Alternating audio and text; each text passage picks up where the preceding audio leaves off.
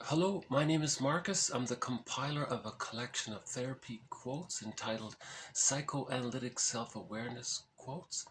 This is TQ 505 to 507. Therapy quote number 505. Anxiety stirred up by birth. We might speculate that this form of anxiety, together with the feeling of security in the womb, foreshadow the double relation to the mother, the good and bad breast. So again, that's Melanie Klein's jargon. She says at the very beginning, right after birth, the child doesn't fully see his mother as a full person. The theory is the baby only is really relating to the breasts. So from the baby's point of view, the mother is the breast. So she calls it the good breast mother, or for short, the good breast or the bad breast, because of the splitting defense mechanism. So she says that temporarily the baby creates two images of the mother, the satisfying and the frustrating, and then by the age of 3, the images have come together to form a realistic image of the mother.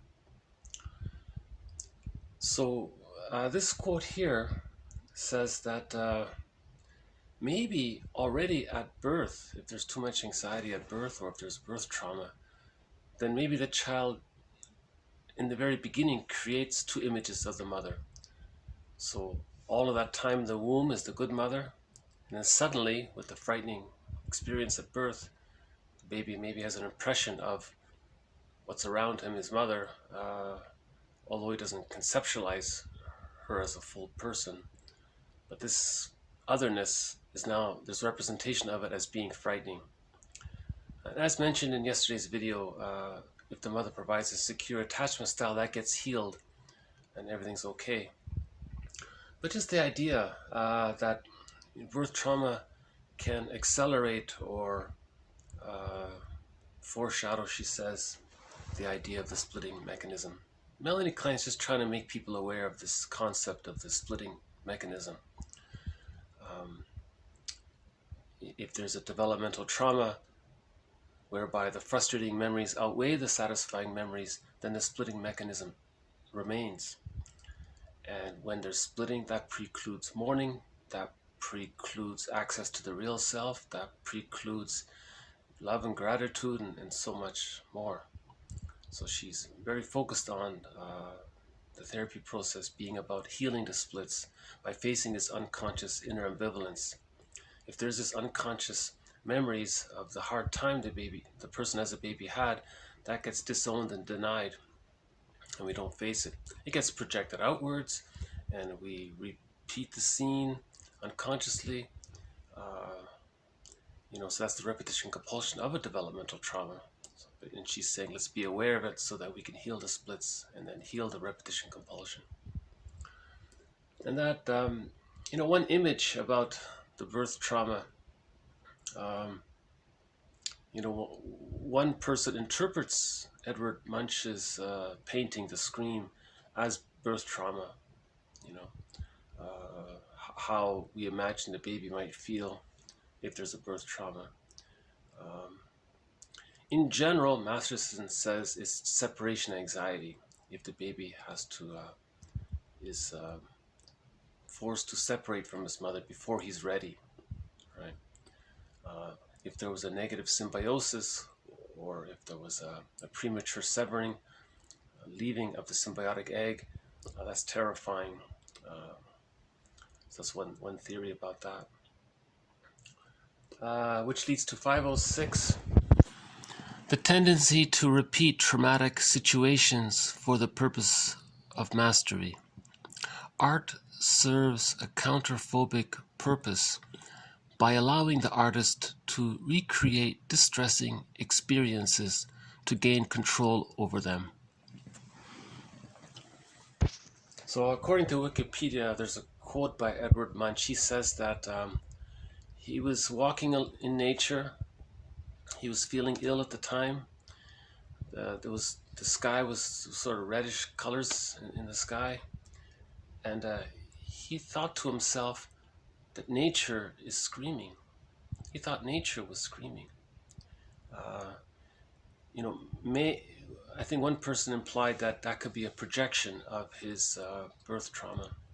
So maybe Munch was trying to get in touch because he was ill. He was maybe a little regressed and all that. So maybe he was facing some of his earlier experience. It's just an unconscious impression. Nobody knows. But there again is the idea. So he paints that to maybe try to acknowledge it, face it, just to conceptualize it.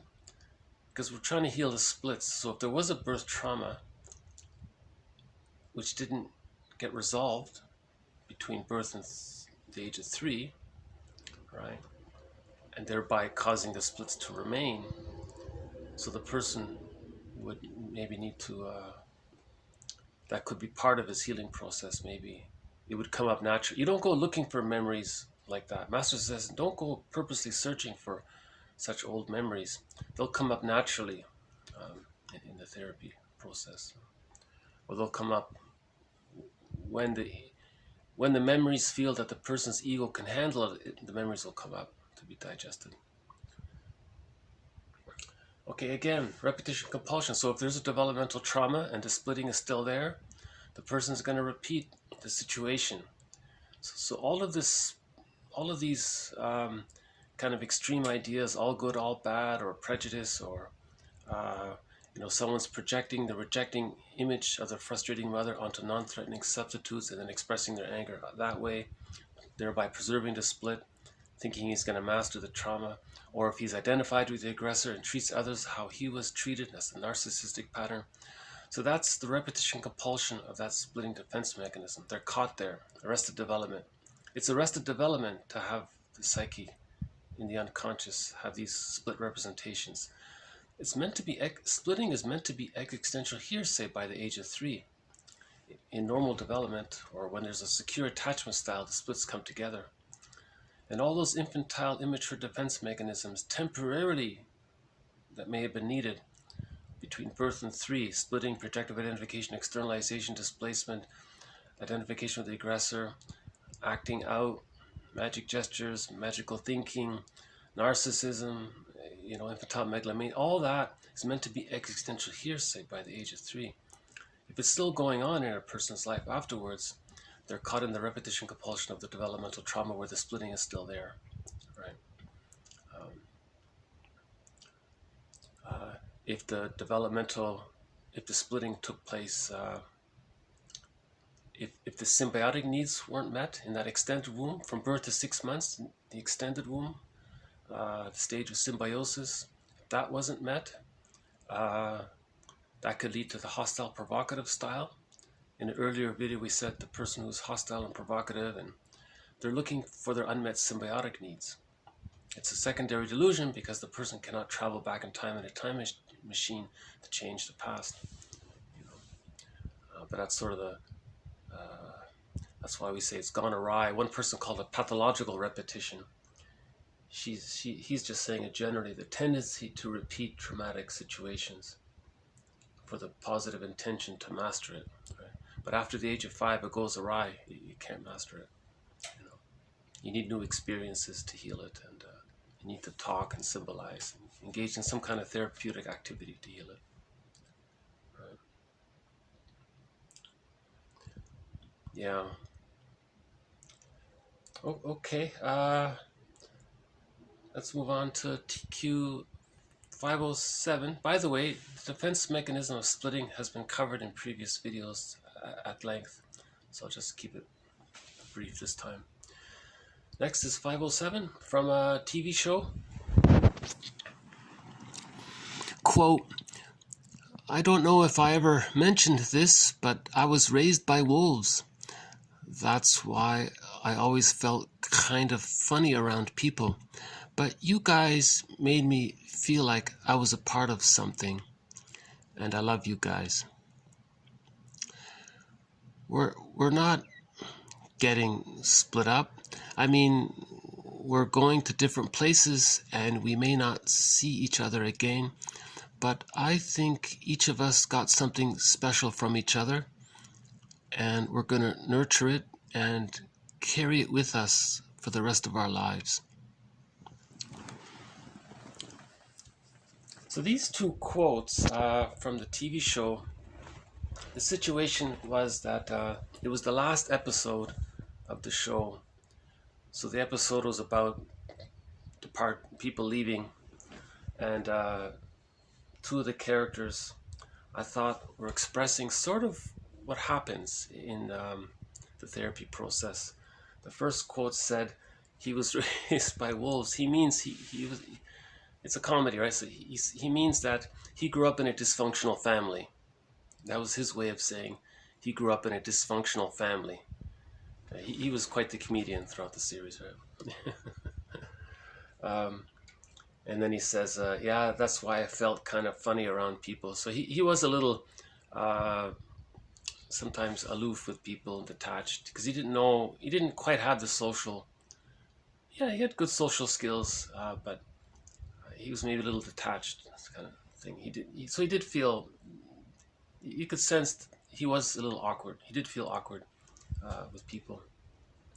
But he says that he felt that he connected with the men in the sitcom, and so he formed an attachment to the office and the people in the office and the leader of the group. He formed a connection. So that's the bonding. So that's the first part of the development. The baby bonds to the mother. So he's talking about he formed a bond, a secure attachment. Okay, the second part extends it. He says that that he got something from each person. He internalized it. He had good experiences with these people. He has memories with them. Now he has a representation of all of those people and the office and the leader and the team. He has a representation of it. It's an internalized new object. Each of us got something special. We're going to nurture it and carry it with us the rest of your life. If you can carry that memory, that positive memory for the rest of your life, not a delusional memory a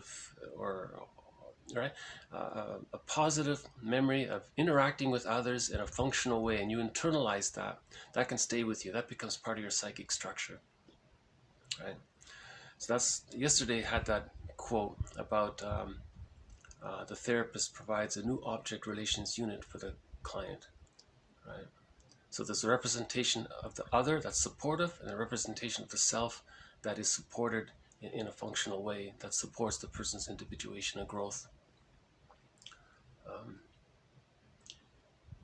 And the character who said that second part, someone else later on said, he really matured. That was sort of a sign of maturity, right? Maybe I'll just play that clip briefly from the show. Okay. I don't know if I ever mentioned this, but I was raised by wolves.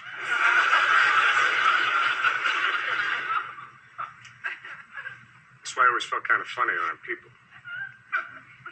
But you guys made me feel like I was part of something. And I love you guys. Thank you, Arthur. Okay, I'm ready.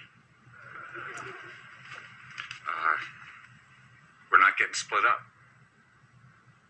I mean, we're going to different places, and we may not see each other again.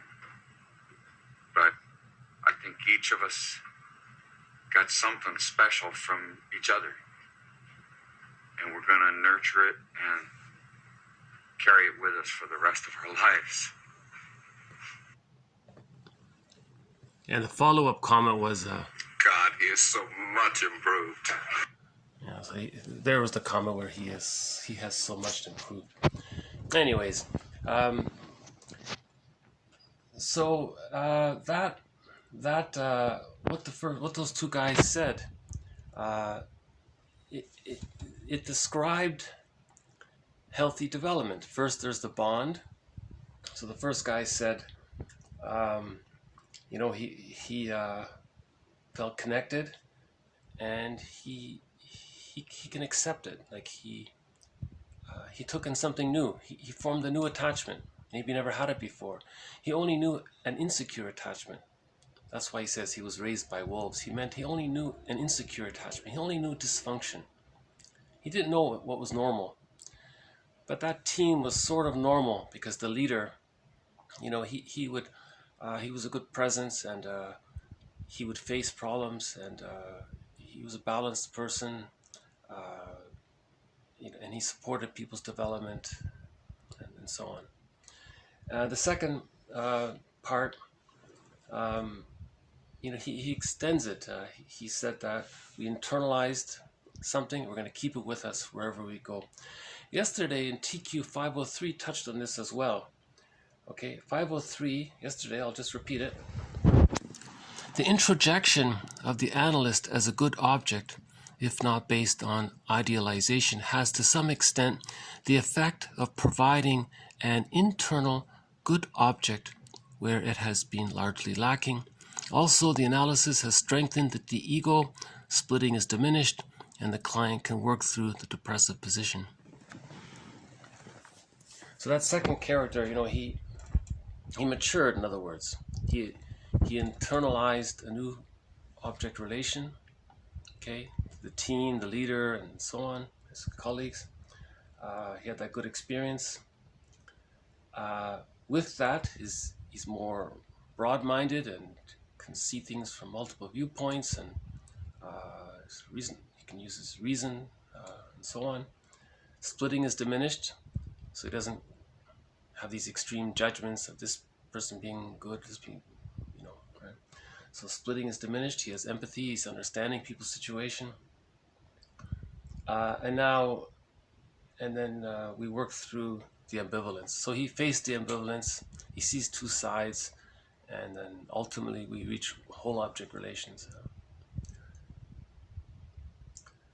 Karen Horney says, fortunately, analysis is not the only way to resolve inner conflicts, splitting. Right?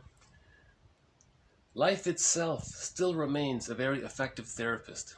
Life itself still remains a very effective therapist. So she says, you know, you can have life experiences and it can be healing, you know, like that, like the characters in the sitcom.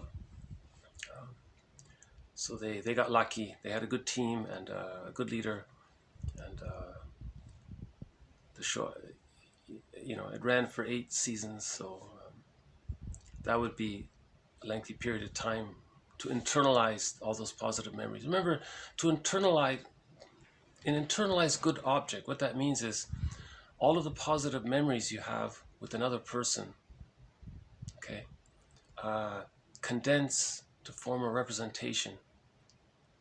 And that's called an internalized good object, and that stays with you. So in a fairy tale, that's some kind of supportive person or character in the fairy tale, and it stays with you. Right? Ideally, it's the mother's meant to offer that, and then the father and the mentor and so on, that's meant to offer that. But if you're raised by wolves, just a comedy, right? It means in a dysfunctional family, everyone's fighting, conflict habituated, emotional attachment. You don't get that internalized good representation. You're caught in the developmental trauma of repeating things. That's what we said before in 506, the tendency to repeat. So those guys got a corrective emotional experience, right?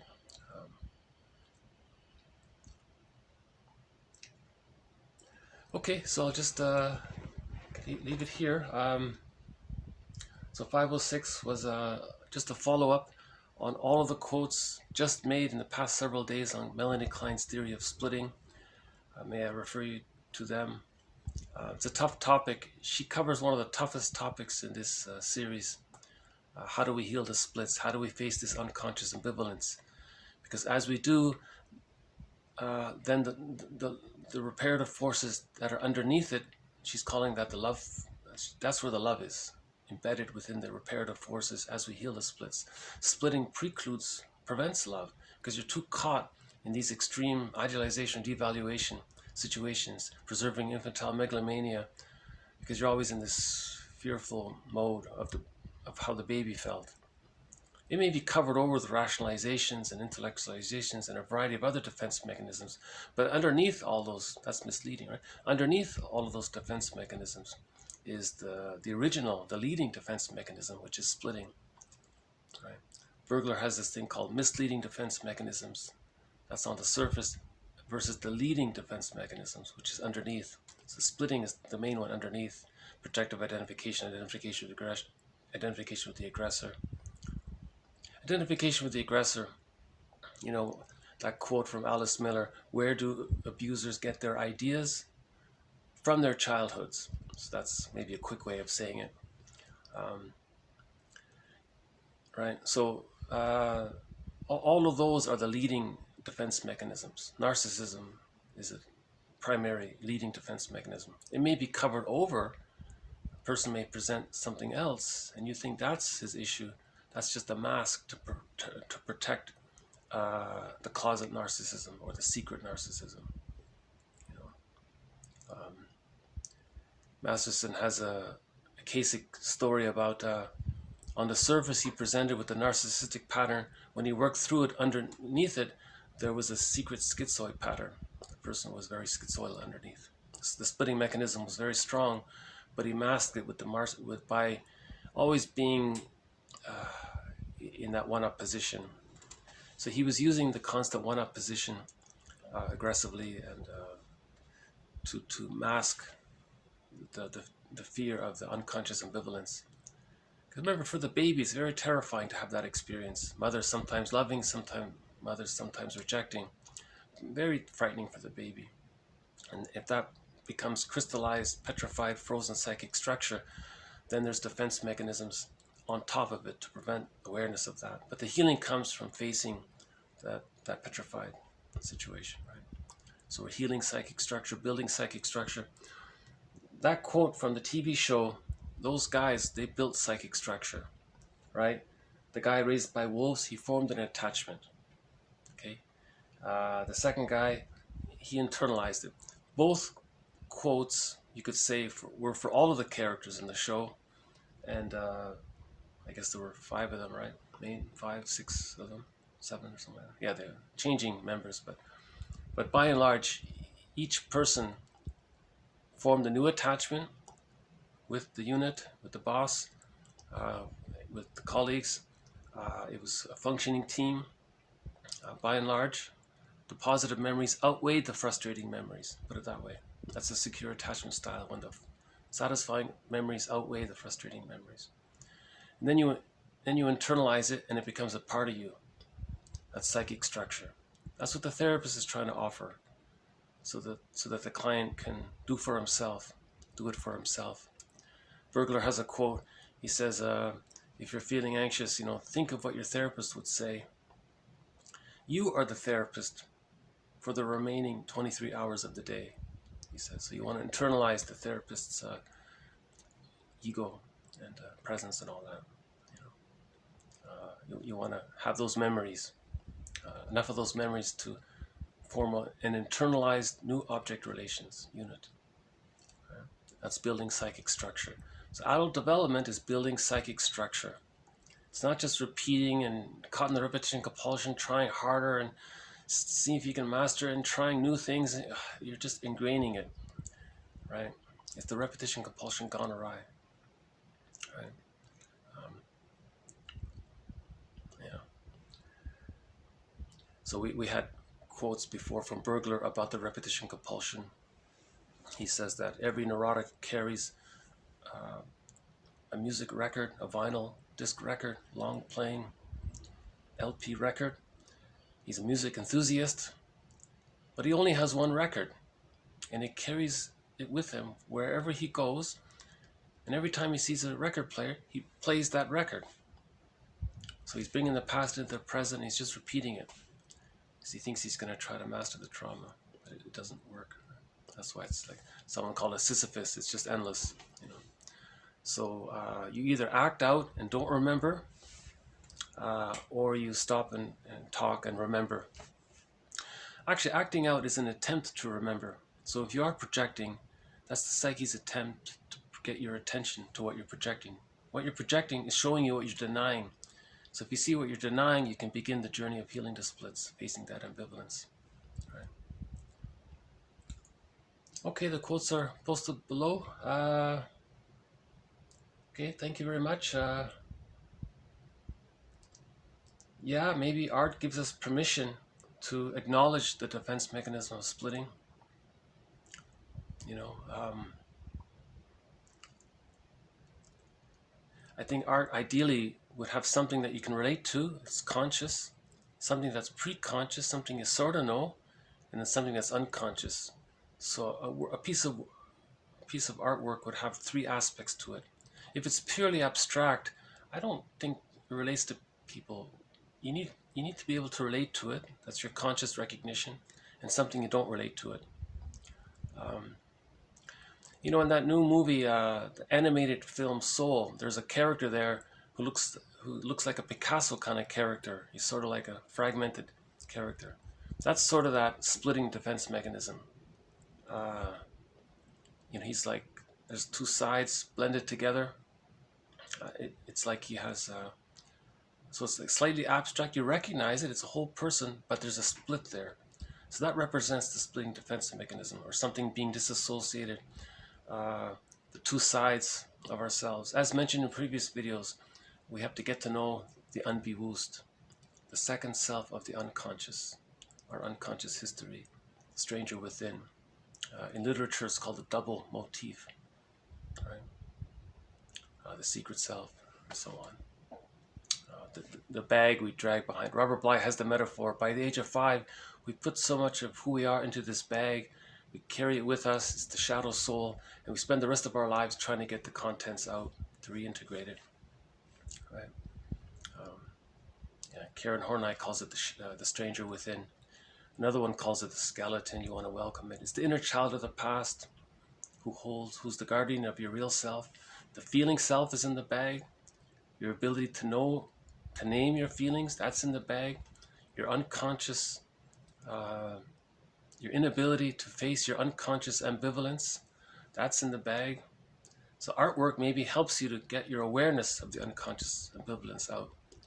All right, so that character with that Picasso-looking character, that fragmented character, that maybe is to give the person the idea that there is the existence of the unbewusst, the unconscious history. Right? That's the stranger within. Robert Bly quotes a poem by Machado. He says, "It's the one that walks with you who is not like you, but he is you." See, in that Picasso character, you can see the two sides, right? They're kind of fragmented a little bit.